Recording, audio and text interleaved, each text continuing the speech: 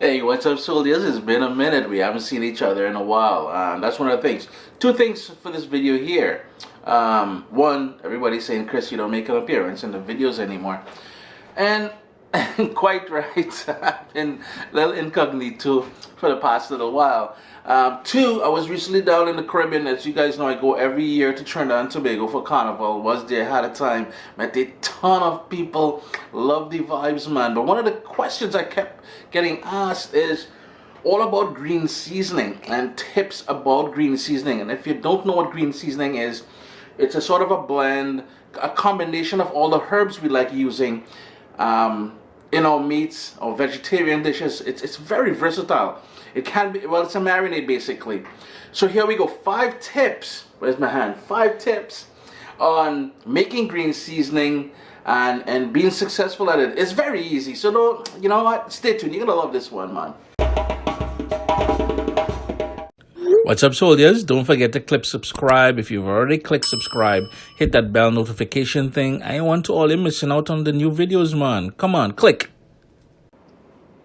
Yeah, so a slight or a quick edit.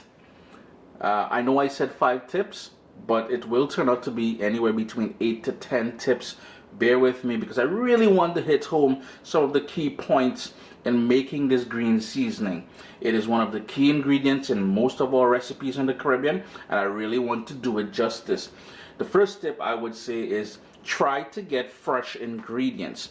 Not only fresh ingredients, but try to wash and sort of dry them as best as you can. You don't want too much water getting into the green seasoning. It will help to break it down and sort of dilute it. We don't want that.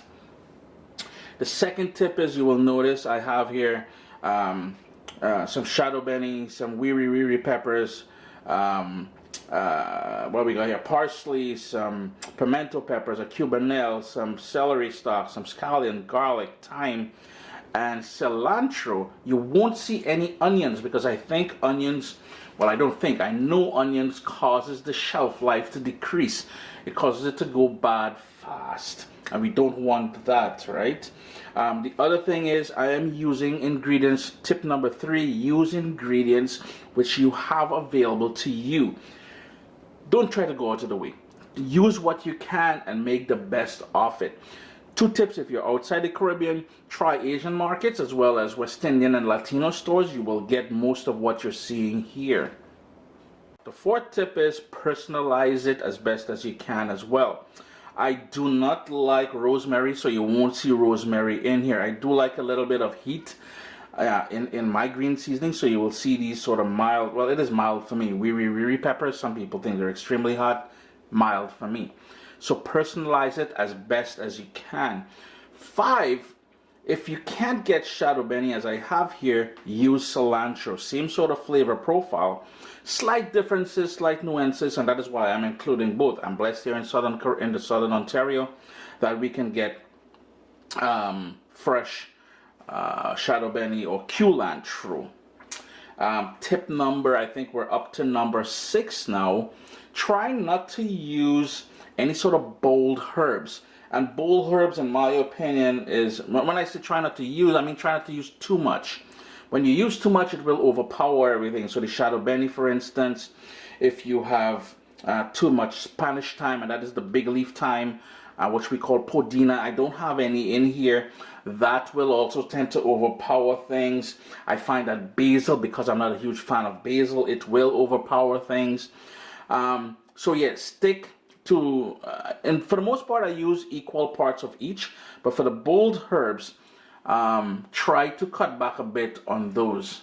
Another tip is try to give everything a rough chop before putting it into your food processor. It makes it easier for the machine to break it all down, and that is exactly what I'm doing here. And again, it is very important, I must stress, use ingredients that you like. If you do not like certain things, as I said, if you don't like rosemary, like Mr. Chris here, obviously rosemary is not going to make an appearance in there. Tip, I don't know, we're at 8, 9 now. Pimento peppers, if you can source them. Not pimento berries or allspice, but pimento peppers. If you can source them, it is a key ingredient in here. Trust me on that. It will add a lovely base of oh man, I'm dumbfounded when it comes to pimento peppers, because they do add a lovely flavor. You get that sort of flavor of Scotch bonnet peppers without the heat, and to be honest with you, it is quite unique in flavor. So try to use those. And the reason why, so tip number 9 now, I guess. The reason why I like using a food processor and not a blender. Now, don't get me wrong. If you use a blender, you can pulse it. And I kid you not, the scent you're getting out of this pimento peppers as I cut them up here is just incredible. The reason why I like using a food processor is because I like a thick or chunky consistency to my green seasoning. I like when I marinate meats with it, fish, vegetables, and stuff like that, especially when I'm grilling, that I can taste some of the herbs that we used in the green seasoning. Now, this is totally up to you. If you like it smooth and runny, you do your thing. Me, a little bit chunky. And the reason why I stress using fresh ingredients is because you get a better quality green seasoning at the end. The whole idea here is to sort of preserve the freshness of it and have it readily available out of season or when you don't have access to certain herbs. I don't like adding spices in here, and I don't like adding any sort of dried herbs into my green seasoning. Personal choice. Now, bear in mind, if you do use hot peppers like these weary peppers, these are straight out of the freezer. I don't know if you guys saw my my garden video I did last year, but those were fresh from my garden. Keep in mind that if you do use hot peppers, as I'm putting in here, when you season and marinate your meats or vegetables or whatever, it will have a bit of a kick to it already. So keep that in mind when marinating and using later on. Besides the pimento peppers and using fresh ingredients and tailoring things to your own liking and what's available, I think the most important tip I can give you here today is to blend it and to bring it all together. Olive oil.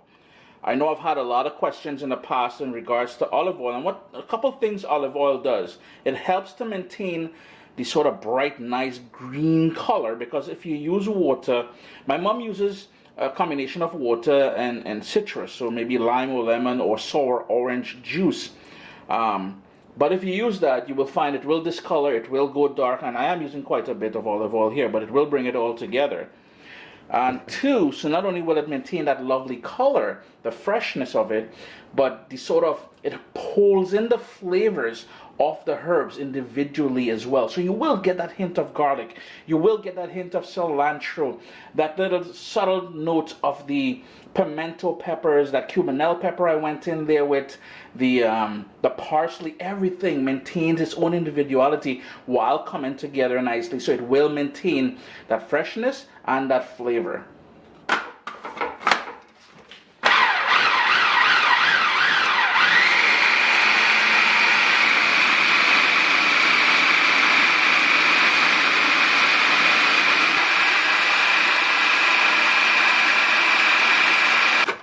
And there we go, all done. Now you should scrape down the sides. I'm too lazy to do that, but here you can see the texture that I'm talking about.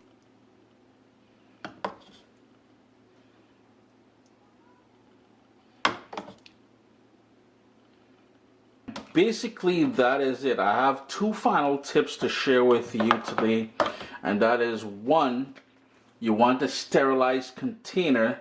Two, something with a lid. And when I say sterilize, boiling water through it, dry it after, because again, we don't want any water being in there. Something with a screw top lid or with a lid, because I'm going to store this in the fridge, and because it's all herbal, it may tend to sort of bleed the scent into the fridge, and you don't want that, so that is why I will use a lid. Final sort of tip, you can also freeze them in your ice tray containers. Pop them out, put them in a Ziploc, so every time that you're cooking or you need an individual ice cube, you have it there. Chris here, caribbeanpot.com. Always a pleasure to have you guys here in the kitchen with you. We've done Caribbean green seasoning quite a few times here on the channel. These are just my tips. As I said, they were requested during conversations on the island recently. So I thought I'd jump on there. My tips, Caribbean green seasoning.